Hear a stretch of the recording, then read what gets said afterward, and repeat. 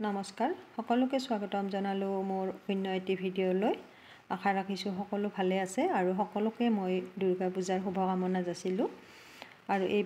এইবিলাক মোৰ ওচৰত পেলনীয়া টাকুৰিৰ শেষ হোৱা ৰিল আছিল সেইকেইটাৰে আজি মই এটা ধুনীয়া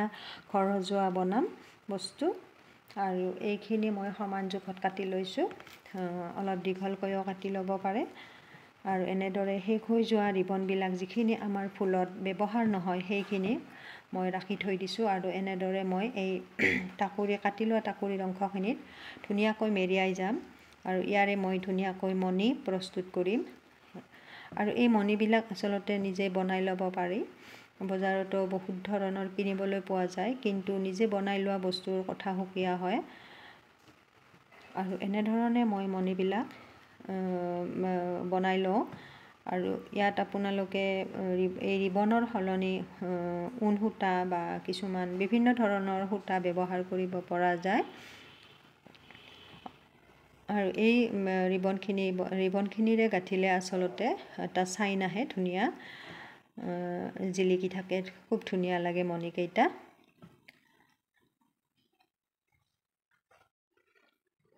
অলপ টানি টানি গাঁঠিব লাগে নহ'লে পিছলি যায়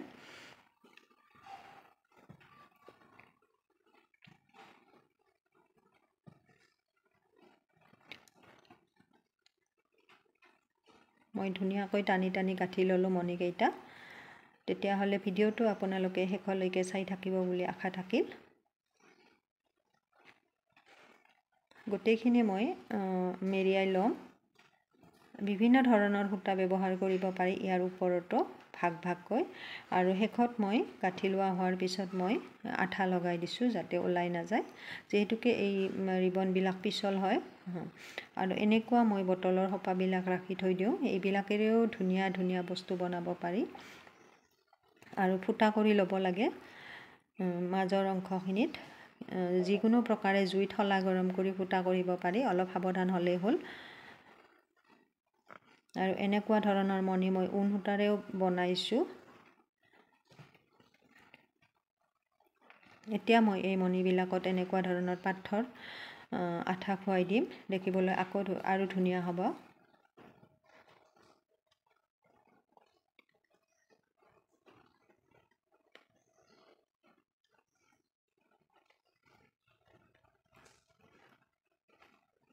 এই পাথৰবিলাক আনি থোৱা থাকে কিছুমান কাপোৰত লগোৱা যায় আৰু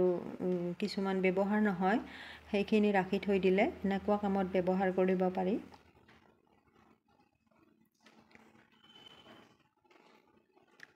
এনেকৈ মই লগাই লৈছোঁ আৰু এই সোপাবিলাকত এনেদৰে ৰিবনেৰে মই ধুনীয়া ধুনীয়া ডিজাইন দি বনাইছোঁ এনেকৈ